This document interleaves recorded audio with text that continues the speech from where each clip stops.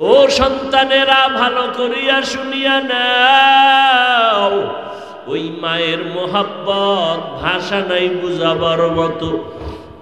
আজকে তুমি যতই বাহাদুরি করো না কেন, টাকার মালিক, বাড়ির মালিক, গাড়ির মালিক হয়ে গেছো, সম্মানের চেয়ারের মালিক, একবারও কি চিন্তা করছো রে বাবা? এই সম্মান, এই টাকা, এই বাড়ি গাড়ি, এগুলো কিছুই তোমার বাহাদুরি না, সব হলো দুঃখিনী মায়ের চোখের পানি আর মা বাবার দোয়ার কারণে। ওই মা বাবার দোয়া যদি না থাকতো, তুমি সম্মানের চেয়ার পাইতা না, টাকা পয়সা বাড়ি গাড়ির মালিক হতে পারতা না। আজকে অনেক সন্তানের কারণে মা বাবা চোখের পানি ফেলে, কত কান্না কাঁদে। ওই সন্তান টাকা পয়সা পাইয়া মা চিনে না, বাবাও চিনে না। ওই সন্তান টাকা পয়সার মালিক হইয়া মা বাবার খোঁজ খবর রাখে না। ও সন্তান, ওই মা যদি একবার দুঃখ করিয়া বরদোয়া করে, তোমার কপাল নষ্ট হয়ে যাবে। ও সন্তানেরা, ওই মা বাবাকে কষ্ট দিও না। আজও সন্তানের মা পাহাড়ের নিচে দাঁড়াইয়া সন্তানটাকে ডাকতেছেন। হাদিসে পাকে আমার নবী বনি ইসরাইলের ঘটনা শুনাইতেছেন। সন্তান আজও নামাজে দাঁড়ানো চিন্তায় পড়ে গেল, নামাজের ভিতরে দাঁড়াইয়া আমি আমার মাওলার ডাকের সাড়া দিব না মায়ের ডাকের জবাব দিব। সন্তান সিদ্ধান্ত নিল, আজও আমি মাওলার ডাকের সাড়া থেকে পিছনে যাব না। মা যতই ডাক দেখ না কেন, আমি মায়ের ডাকে সাড়া দিব না। আজও মা সূর্যের গরমে দীর্ঘ টাইম কষ্ট করে দাঁড়াইয়া সন্তানের সাড়া না পাইয়া মা কষ্ট নিয়ে বাড়ির মধ্যে রওয়ানা। বিদায় বেলা যায় আর বলে, ও সন্তান, তুমি ইবাদত করো, আমি মা চলে গেলাম, আর তোমারে আমার প্রয়োজন নাই রে বাবা। মা কষ্ট নিয়ে বাড়ি চলে গেলেন। দুদিন তিন দিন কিন্তু মায়ের অন্তরে মানাইতে পারে না। সন্তানের কথা যখনই মনে পড়ে, মা অঝোর দাঁড়ায় কান্না করে। ও দয়ার মালিক, ওই সন্তানের তো বুঝাইতে পারি না আমি মায়ের মনে কত কষ্ট। এইবার মা শেষ আর একবার সিদ্ধান্ত নিলেন, আমি এই শেষবারের মতো আবার যাব, সন্তানের গিয়া কলিজা ভরে ডাকবো। সন্তান দেখিনি শেষবারের মতো আমার মোহাব্বতে আইসা সাড়া দেয়। তৃতীয়বারের মতো মা ঘর থেকে বের হইয়া রওয়ানা। ও যুবক বাবারা, ভালো করিয়া বুঝো, আজকে চিন্তা করিয়া দেখো না রে বাবা, ওই মায়ের অক্লান্ত কষ্টের বিনিময়ে আজকে তুমি পরীক্ষায় ভালো নাম্বার পেয়েছো। ওই মা বাবার চোখের পানি আর দোয়ার কারণে তুমি আজকে লেখাপড়ায় পাশ করেছো। আজকে তোমার এত সম্মান মা বাবার দোয়ার কারণে রে বাবা।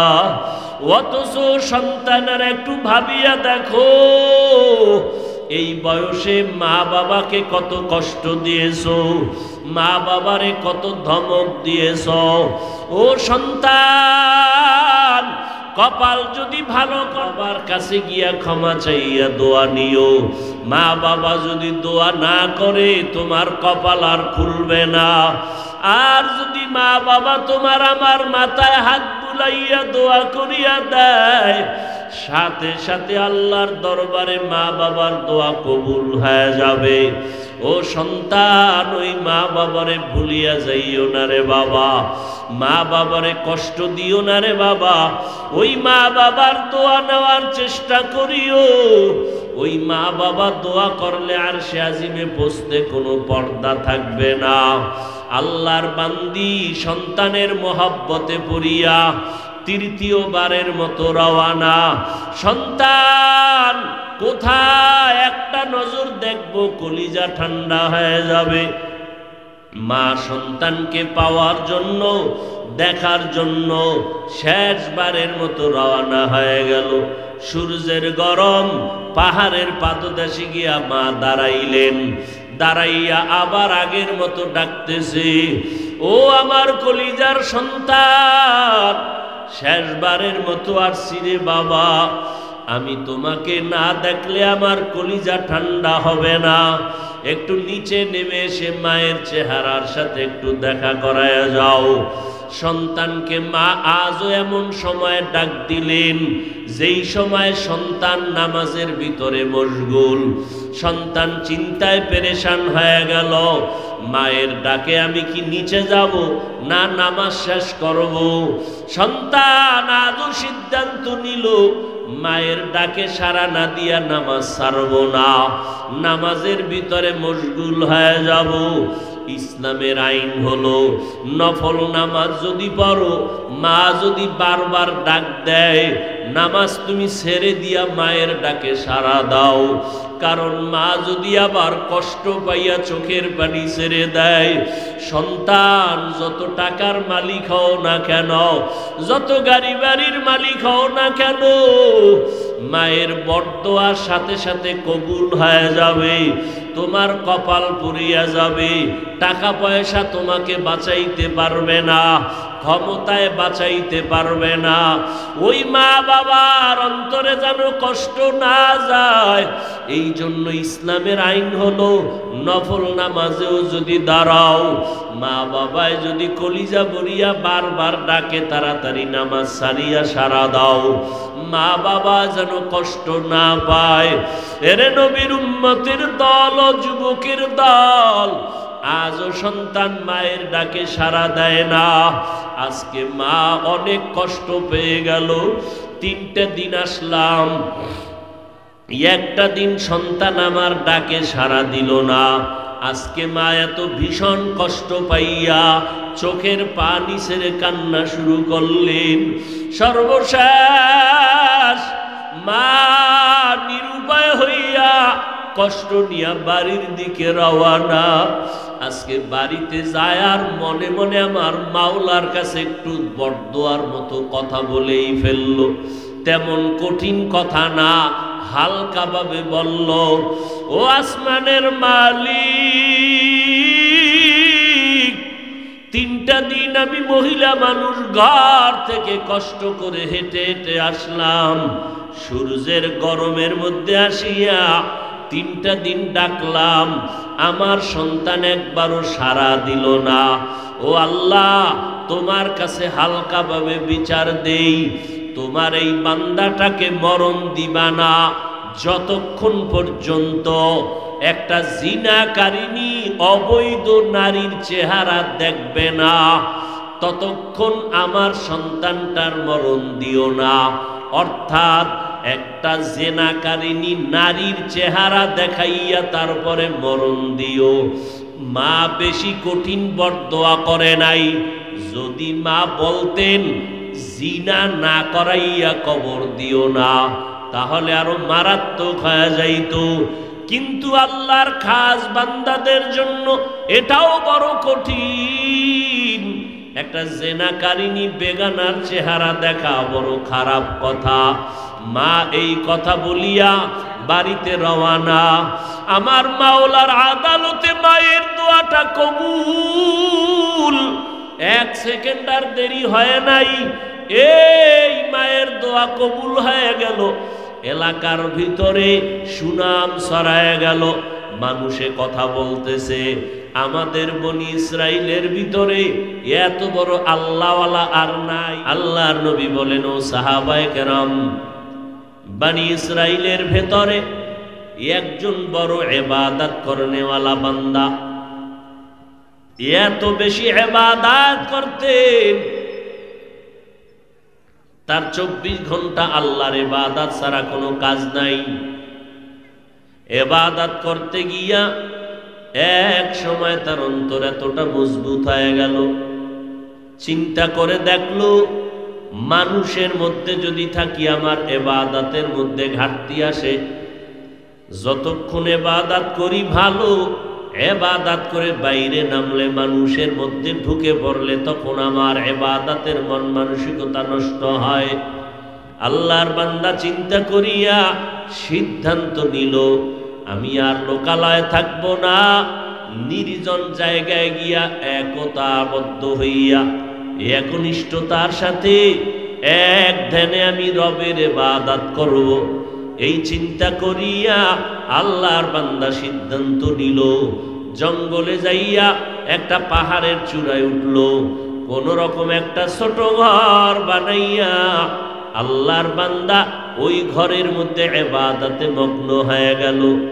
এখন আর ডিস্টার্ব নাই, মনের মধ্যে কোনো পেরেশানি নাই, খানারও চিন্তা নাই, বাহিরে যাওয়ারও কোনো পেরেশানি নাই।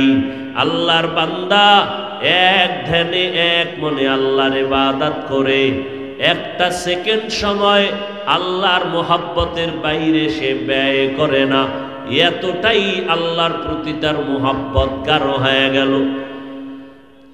কিন্তু আল্লাহর নবী বলেন, আল্লাহর প্রিয় বান্দা যারা, আল্লাহ তাদেরকে কঠিন থেকে কঠিন পরীক্ষা নেন, পরীক্ষায় যারা পাশ করবে তারা বিনা হিসাবে জান্নাত পেয়ে যাবে।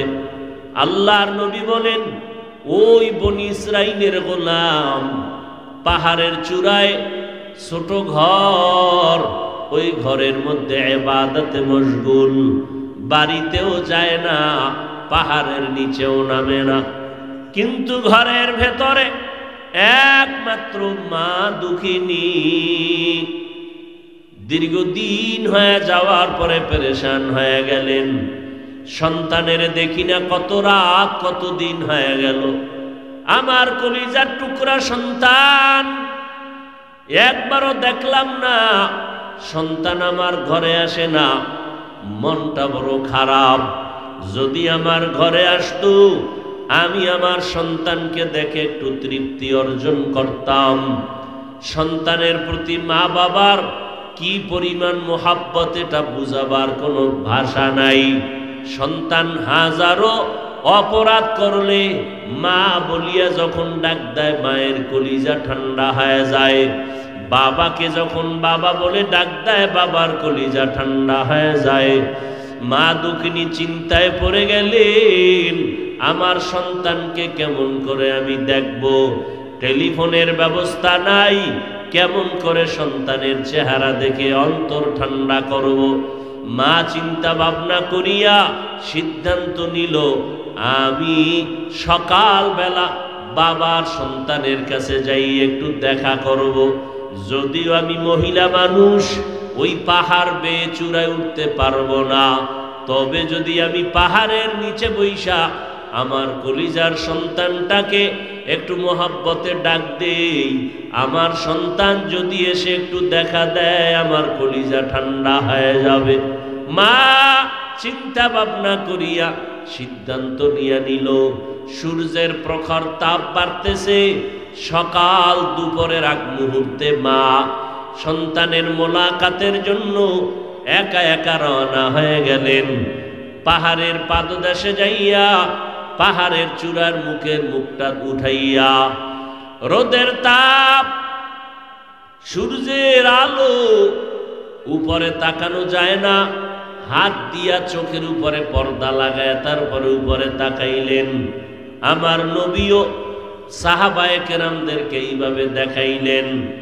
সন্তানের মা ওই পাহাড়ের নিচে বসে সন্তানকে সম্বোধন করে ডাকলেন, ও বাবা, তুমি পাহাড়ের চূড়ায় আসো, আমি মা তোমার বিরহের বেদনায় হাজির হয়ে গেলাম, একটু সময়ের জন্য তুমি আমাকে দেখা দাও, ইবাদতে আমার কোনো বাধা নাই। কতদিন হলো রে বাবা তোমার চেহারা দেখতে পারি না, একটু তুমি নিচে নামিয়া আমি মায়ের সাথে একটু দেখা দিয়া যাও। প্রচন্ড রোদের গরমে মা অনেকবার ডাকাডাকি করলেন, সন্তানকে এমন সময় মা ডাকলেন যেই সময় সন্তানটা নামাজের মধ্যে দাঁড়ানো। সন্তান চিন্তায় পড়ে গেল, আমি এখন আমার মালিকের মোহব্বতের বন্ধনে আবদ্ধ, আমার আম্মা জান ডাকতেছেন, আমি আমার মাওলার ডাকে দাঁড়াইয়া থাকবো নাকি মায়ের ডাকে সাড়া দিয়া নিচে চলে যাব। চিন্তা ভাবনা করিয়া সন্তান সিদ্ধান্ত নিল, আমি আমার মাওলার ডাকের মোহাব্বত থেকে আমি আলাদা হব না। সন্তান নামাজে দাঁড়াইয়া আল্লাহর মোহাব্বতে মশগুল হয়ে দাঁড়ায় রইল। মায়ের ডাকে সন্তান একবারও সাড়া দেয় নাই। দীর্ঘ টাইম মা দাঁড়াইয়া সন্তানের না পাইয়া মনের কষ্ট নিয়া বিমুখ হইয়া মা ঘরের মধ্যে চলে গেলেন। মনে মনে নিয়াত করেছেন, আমার কষ্টটা সন্তান বুঝলো না, যেহেতু বুঝেই নাই আর আমি সন্তানের কাছে আসব না। মা ঘরে চলে গেলেন। ঘরের মধ্যে যাওয়ার পর রাতের বেলা ঘুমায়, মায়ের চোখে ঘুম আসে না। অন্তরের ভেতরে জ্বালা, অন্তরের ভেতরে মোহাব্বতের আগুন জ্বলতেছে। সন্তানটাকে না দেখলে কলিজা ঠান্ডা হবে না। একবার গেলাম, মা আবারও সিদ্ধান্ত নিলেন আর একবার যাই। সন্তান দেখিনি, আমার মোহাব্বতের ডাকে আইসা আমার সাথে মোলাকাত করে। সন্তানের ডাকে, মায়ের মোহাব্বতের টানে সন্তানের কাছে মা আর একবার রওয়ানা। মা হেঁটে হেঁটে সূর্য যখন তাপ দেওয়া শুরু করলো, এই টাইমে চলে গেলেন। পাহাড়ের পাদদেশে যাইয়া মা আর একবার ডাক দিলেন, ও সন্তান, তুমি আমাকে সারিয়া ইবাদতের ময়দানে হাজির হয়েছো। আমি মায়ের অন্তরে কোনো দুঃখ নাই, তুমি ইবাদত করবা, আমি মায়ের কোনো বাধা নাই। তবে তুমি একবার একটু নিচে নেমে আসো। আমি মা তোমাকে না দেখে পাগলনির মতো হয়ে গেলাম। একবার আইসা আমাকে মা বলে ডাক দাও। আমি মায়ের চেহারাটা দেখো। আমি মা তোমার চেহারাটা দেখে কলিজা ঠান্ডা করব। দীর্ঘ টাইম আজ মা দাঁড়ায় দাঁড়ায় সন্তানের ডাকে। মায়ার নবীও চোখের পানি ছেড়ে কাঁদেন আর বলেন, ও সাহাবায়ে কেরাম, আজও মা যখন ডাকছেন, সন্তানটা আজও নামাজের মধ্যে দাঁড়ানো। ও সন্তানেরা, ভালো করিয়া শুনিয়া নাও, ওই মায়ের মোহাব্বত ভাষা নাই বুঝাবার মতো। আজকে তুমি যতই বাহাদুরি করো না কেন, টাকার মালিক, বাড়ির মালিক, গাড়ির মালিক হয়ে গেছো, সম্মানের চেয়ারের মালিক, একবারও কি চিন্তা করছো রে বাবা? এই সম্মান, এই টাকা, এই বাড়ি গাড়ি, এগুলো কিছুই তোমার বাহাদুরি না, সব হলো দুঃখিনী মায়ের চোখের পানি আর মা বাবার দোয়ার কারণে। ওই মা বাবার দোয়া যদি না থাকতো, তুমি সম্মানের চেয়ার পাইতা না, টাকা পয়সা বাড়ি গাড়ির মালিক হতে পারতা না। আজকে অনেক সন্তানের কারণে মা বাবা চোখের পানি ফেলে, কত কান্না কাঁদে। ওই সন্তান টাকা পয়সা পাইয়া মা চিনে না, বাবাও চিনে না। ওই সন্তান টাকা পয়সার মালিক হইয়া মা বাবার খোঁজ খবর রাখে না। ও সন্তান, ওই মা যদি একবার দুঃখ করিয়া বরদোয়া করে, তোমার কপাল নষ্ট হয়ে যাবে। ও সন্তানেরা, ওই মা বাবাকে কষ্ট দিও না। আজও সন্তানের মা পাহাড়ের নিচে দাঁড়াইয়া সন্তানটাকে ডাকতেছেন। হাদিসে পাকে আমার নবী বনি ইসরাইলের ঘটনা শুনাইতেছেন। সন্তান আজও নামাজে দাঁড়ানো, চিন্তায় পড়ে গেল। নামাজের ভিতরে দাঁড়াইয়া আমি আমার মাওলার ডাকের সাড়া দিব না মায়ের ডাকের জবাব দিব।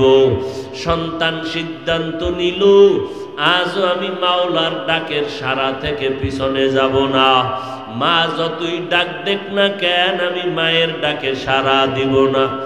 আজও মা সূর্যের গরমে দীর্ঘ টাইম কষ্ট করে দাঁড়াইয়া সন্তানের সাড়া না পাইয়া মা কষ্ট নিয়ে বাড়ির মধ্যে রওয়ানা। বিদায় বেলা যায় আর বলে, ও সন্তান, তুমি ইবাদত করো, আমি মা চলে গেলাম, আর তোমারে আমার প্রয়োজন নাই রে বাবা। মা কষ্ট নিয়ে বাড়ি চলে গেলেন। 2 দিন 3 দিন কিন্তু মায়ের অন্তরে মানাইতে পারে না। সন্তানের কথা যখনই মনে পড়ে মা অঝোর দাঁড়ায় কান্না করে। ও দয়ার মালিক, ওই সন্তানের তো বুঝাইতে পারি না আমি মায়ের মনে কত কষ্ট। এইবার মা শেষ আর একবার সিদ্ধান্ত নিলেন, আমি এই শেষবারের মতো আবার যাব, সন্তানের গিয়া কলিজা ভরে ডাকবো। সন্তান দেখিনি শেষবারের মতো আমার মোহাব্বতে আইসা সাড়া দেয়। 3য়-বারের মতো মা ঘর থেকে বের হইয়া রওয়ানা। ও যুবক বাবারা, ভালো করিয়া বুঝো, আজকে চিন্তা করিয়া দেখো না রে বাবা, ওই মায়ের অক্লান্ত কষ্টের বিনিময়ে আজকে তুমি পরীক্ষায় ভালো নাম্বার পেয়েছো।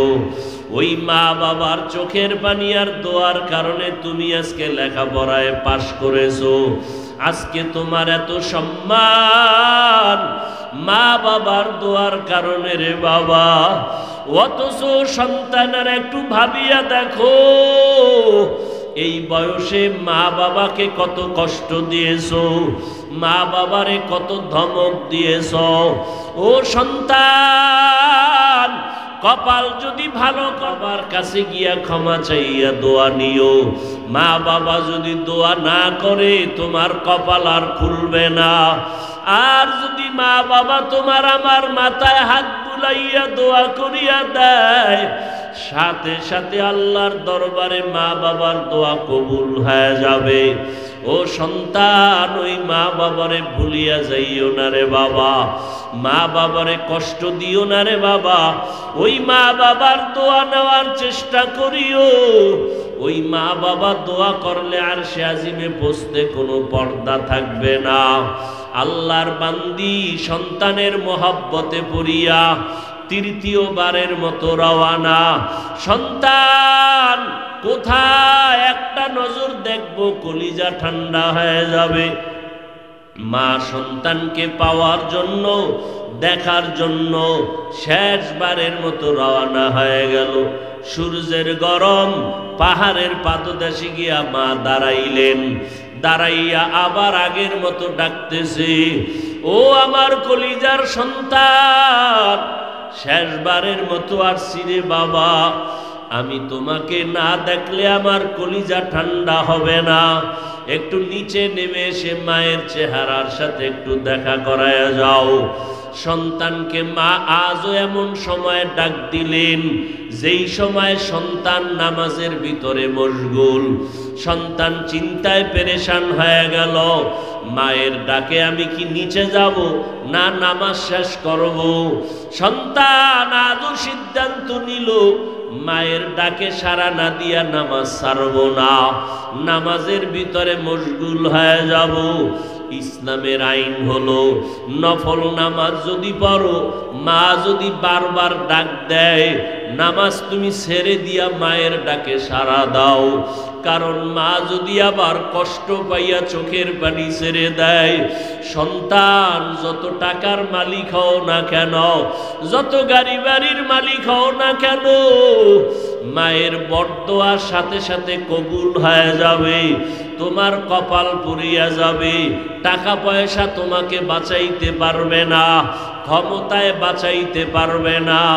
ওই মা বাবার অন্তরে যেন কষ্ট না যায়, এই জন্য ইসলামের আইন হলো নফল নামাজেও যদি দাঁড়াও, মা বাবায় যদি কলিজা ভরিয়া বারবার ডাকে, তাড়াতাড়ি নামাজ সারিয়া সারা দাও, মা বাবা যেন কষ্ট না পায়।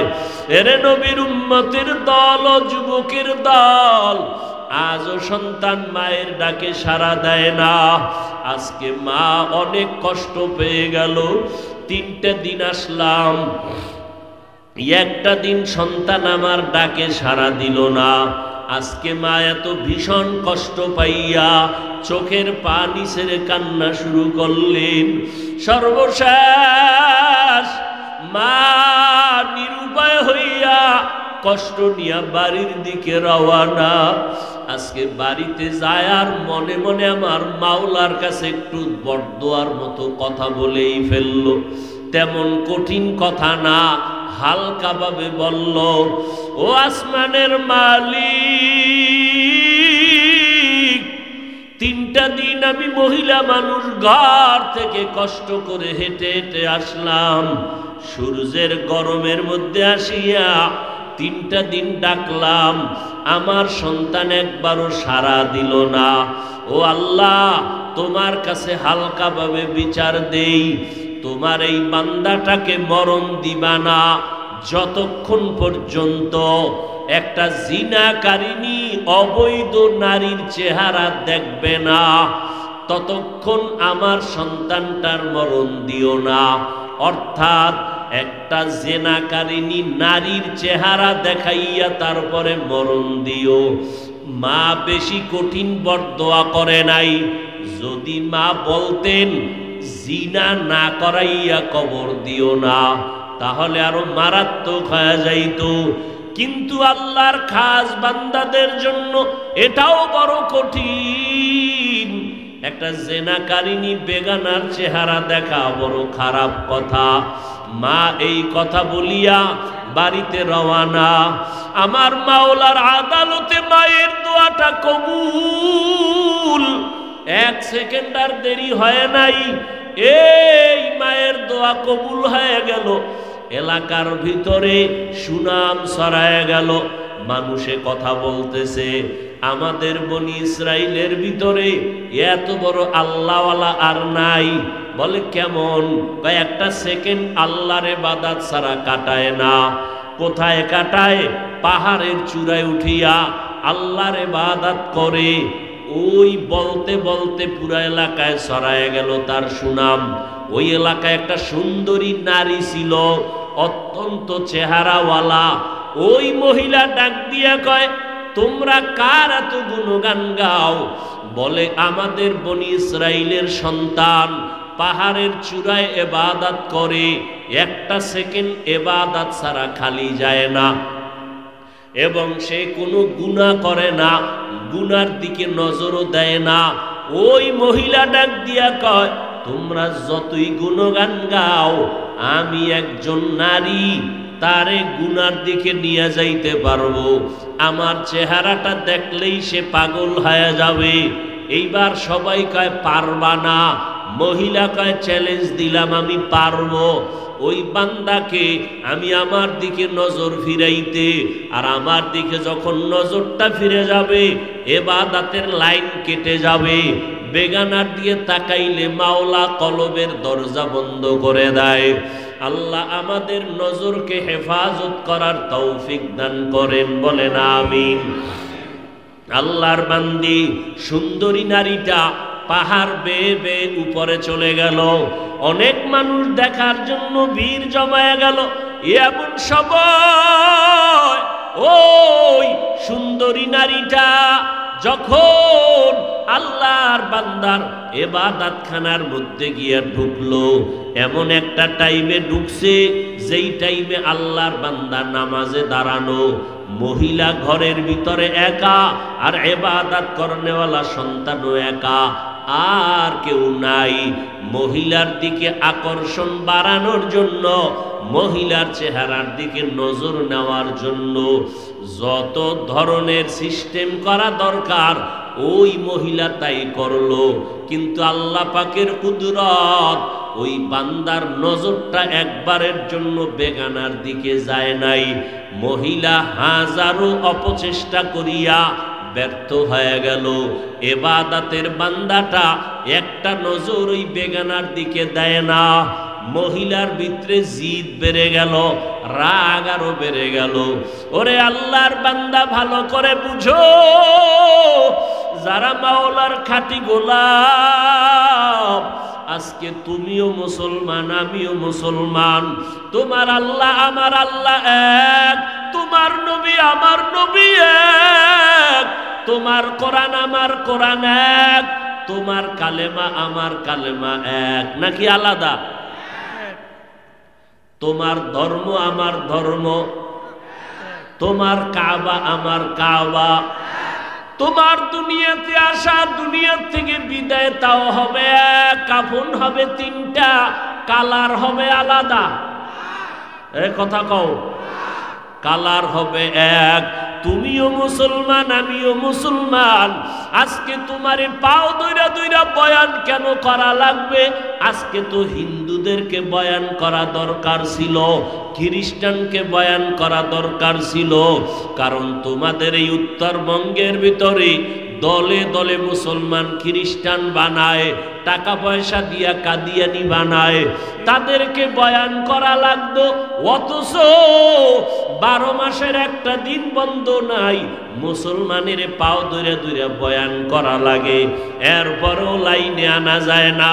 তুমিও মুসলমান, আমিও মুসলমান, তোমার আল্লাহ আমার আল্লাহ এক, তোমার আমার নবী এক, কালেমা এক, কোরআন এক, হাদিস এক, নবী এক, কাবা এক।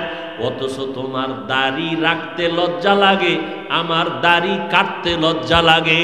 তোমার টুপি মাথায় দিতে লজ্জা লাগে, আমার টুপি মাথায় না দিলে লজ্জা লাগে। তোমার পর্দা করতে লজ্জা লাগে, আর আমার পর্দা না করলে লজ্জা লাগে। তোমার মসজিদে ঢুকতে লজ্জা লাগে, আর আমার মসজিদে না ঢুকলে লজ্জা লাগে। তুমি আজকে প্যান্ট শার্টটাই পরো, কত মজা, লম্বা জামা পরতে লজ্জা পাও, আর আমি লম্বা জামা না পরলে লজ্জা পাই। বলো, তুমিও মুসলমান, আমিও মুসলমান। ও বান্দা, তুমিও পানি পান করো, আমিও পানি পান করি। আজকে তুমি বাম হাতে পানি পান করো, আর আমি ডান হাত ছাড়া পান করি না। তুমি আজকে যুক্তি দিয়ে এরপরে আমাকে বসায়া দাও।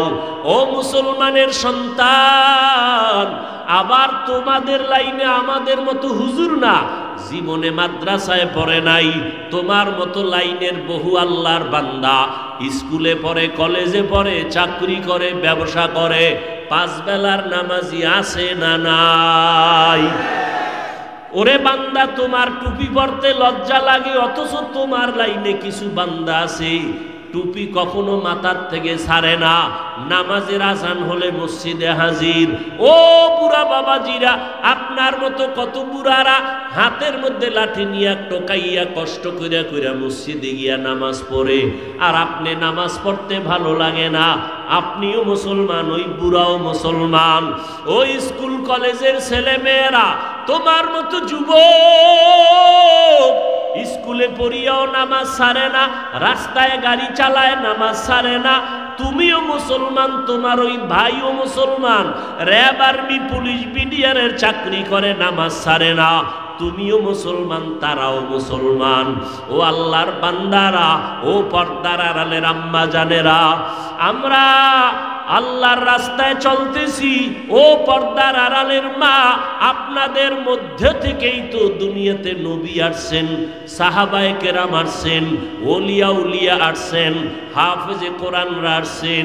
আপনারা তো হাফেজে কোরআনের মায়ের মতো মা, আপনারা তো নবীদের মায়ের মতো মা, আপনারা তো খাদিজা রাদিয়াল্লাহু আনহার মতো নারী, আপনারা তো ফাতেমা রাদিয়াল্লাহু আনহার মতো নারী, আয়েশা রাদিয়াল্লাহু আনহার মতো নারী।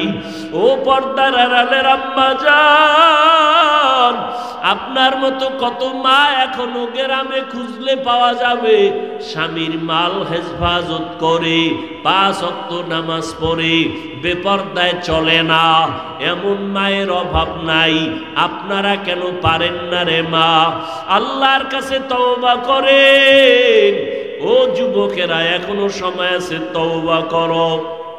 ওই আল্লাহর বান্দা এত সুন্দরী নারী সামনে দাঁড়াইলো, কতটা অঙ্গি ভঙ্গি করলো, কতটা অপকৌশল করলো। ওই বান্দার একটা নজরও বেগানার দিকে যায় নাই।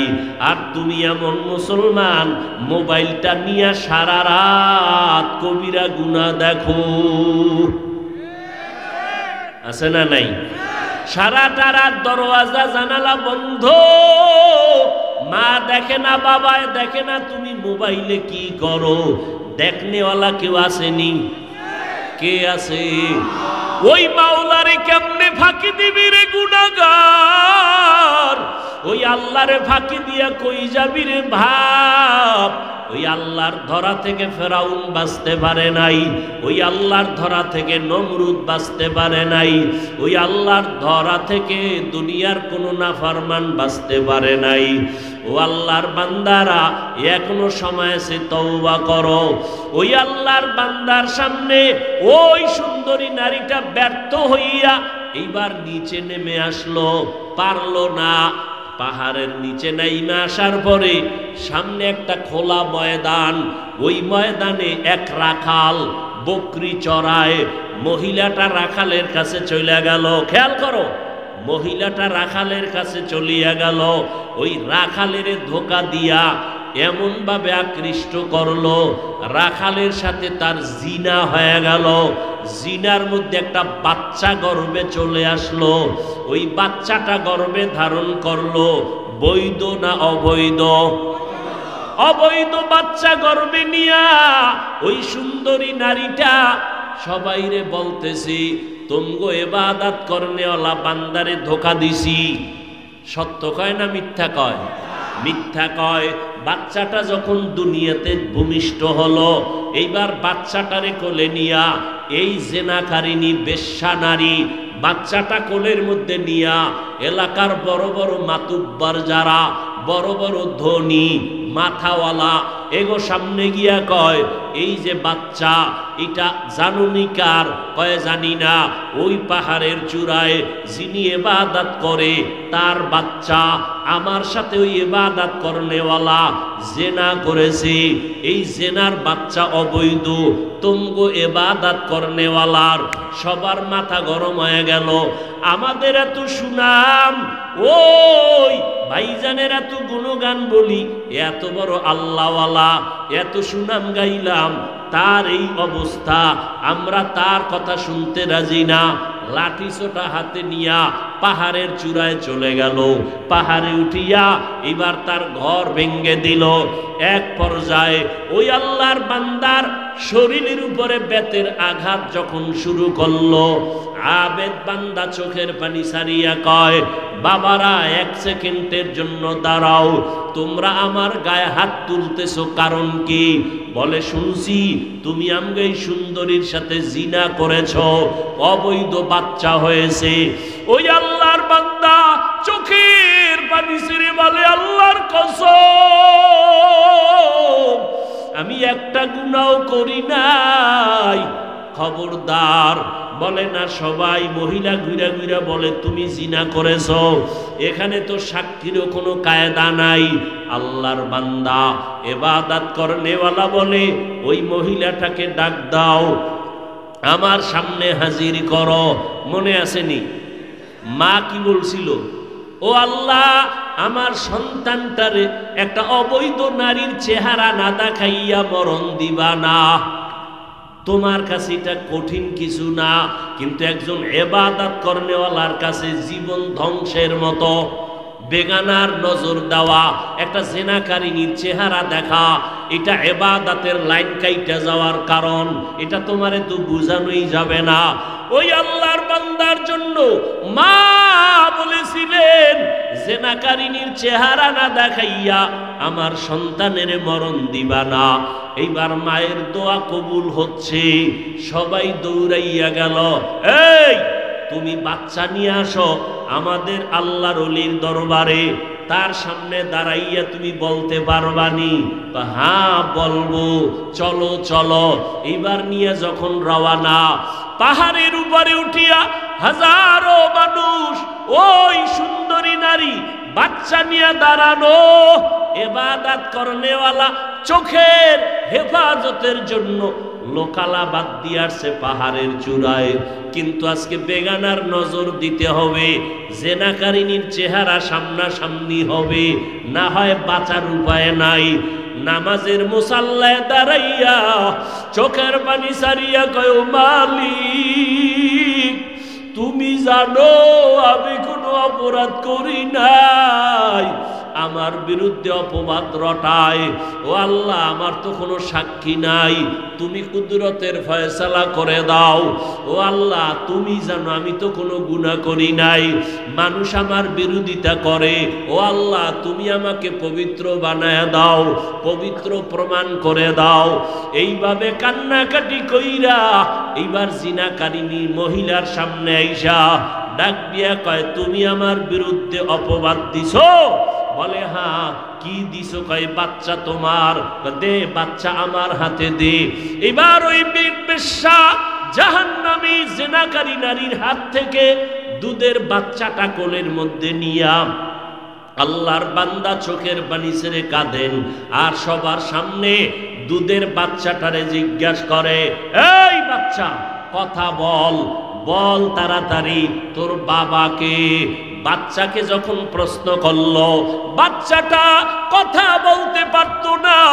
ওই যে নামাজ পড়া মাওলার কাছে কান্নাকাটি করে দোয়া করছি, আল্লাহ কুদরতের রাস্তা খুলে দিছেন, বাচ্চার জবান খুলে গেছে। দুধের বাচ্চা ডাক দিয়া কয়, আমার বাবা হলো ওই রাখাল, আমার বাবা হলো ওই রাখাল।